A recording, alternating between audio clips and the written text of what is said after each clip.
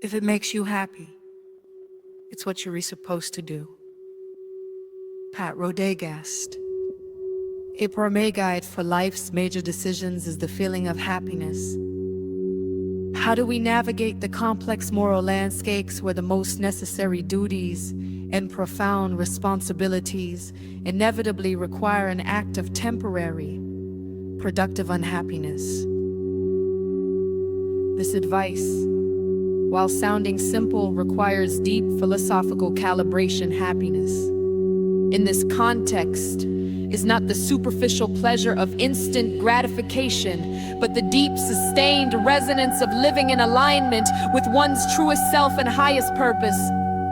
However, the most critical acts like rigorous self-discipline, difficult ethical choices, or deep commitment to another person's well-being often necessitate foregoing immediate pleasure. The ultimate test of wisdom is recognizing the difference between pleasure and fulfillment.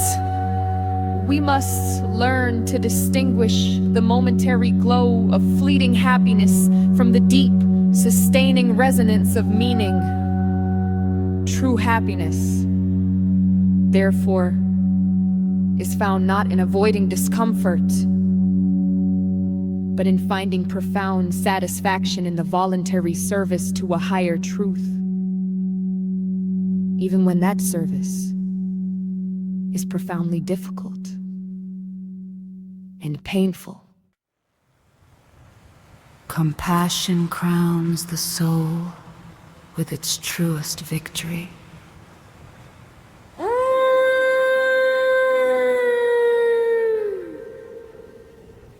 Abajani.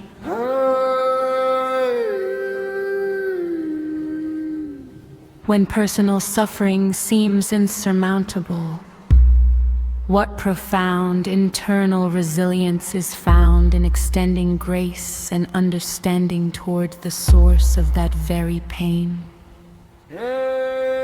This sentiment elevates compassion, not as a sentimental gesture, but as the ultimate source of inner strength, the temptation, when wounded, is to build walls of righteous anger, to reserve judgment as a protective mechanism. Yet, to accept compassion, even for those who wound us, is to refuse the role of victim, choosing instead the elevated role of healer. It is the highest form of emotional alchemy, converting the corrosive acid of pain into the sustainable gold of empathy. True victory, therefore, is not found in defeating an opponent or attaining status, but in mastering the internal landscape. By extending grace outward, we prove to ourselves that our suffering has not diminished our capacity for love, proving that our spirit remains undefeated.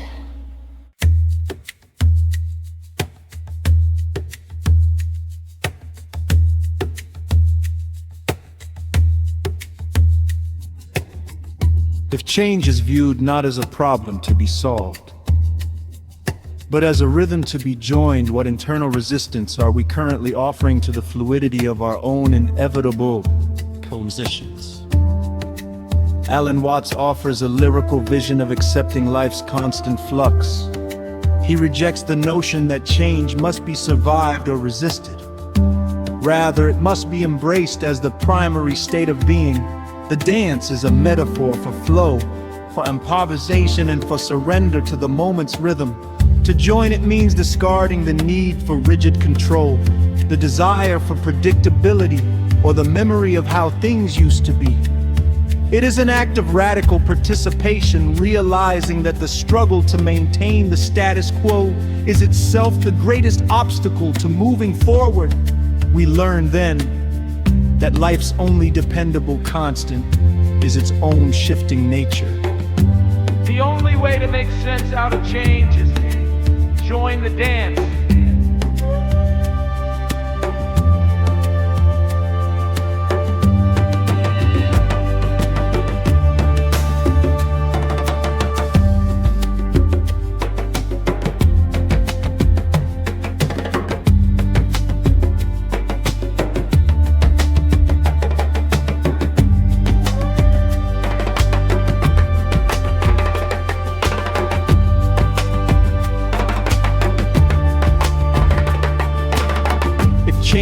viewed not as a problem to be solved, but as a rhythm to be joined. What internal resistance are we currently offering to the fluidity of our own inevitable transitions? Alan Watts offers a lyrical vision of accepting life's constant flux. He rejects the notion that change must be survived or resisted. Rather, it must be embraced as the primary state of being. The dance is a metaphor for flow, for improvisation, and for surrender to the moment's rhythm. To join it means discarding the need for rigid control, the desire for predictability, or the memory of how things used to be. It is an act of radical participation, realizing that the struggle to maintain the status quo is itself the greatest obstacle to moving forward. We learn then that life's only dependable constant is its own shifting nature. You have to gather your energy together, conserving it and insulating it from dissipation in every direction other than that of your purpose.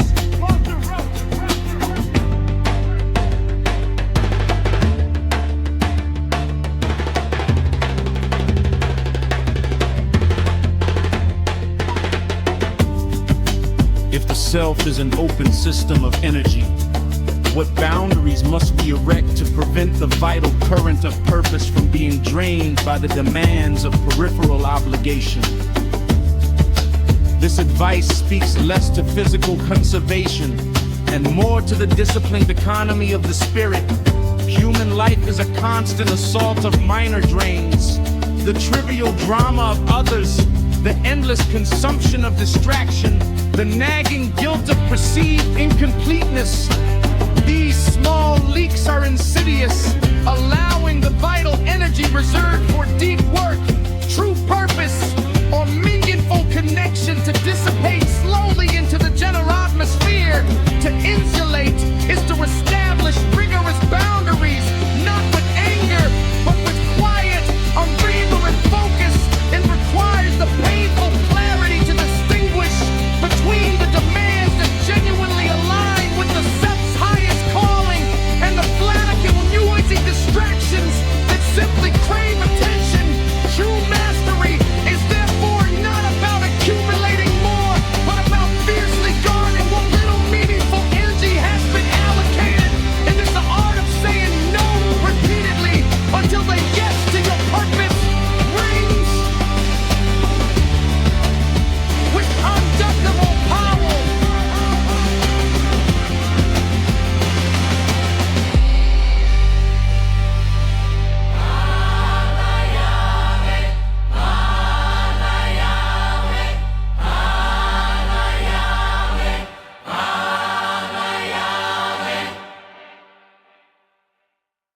The more I see, the less I know for sure.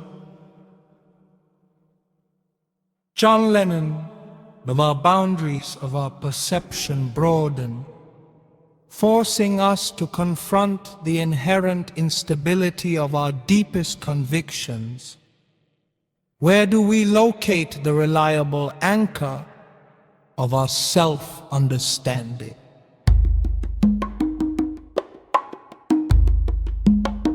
This quote captures the profound humility that accompanies genuine insight. It is the realization that knowledge, when accumulated, does not equate to certainty. The more we study, observe, or experience, the more apparent the vastness of what remains unknown. The countless variables, the blind spots, the contextual nuances. This expanding vision forces a beautiful intellectual surrender. It teaches us that the seeker must become comfortable with ambiguity, embracing the inherent uncertainty of existence. True wisdom is not the hoarding of facts, but the graceful acceptance of perpetual questioning.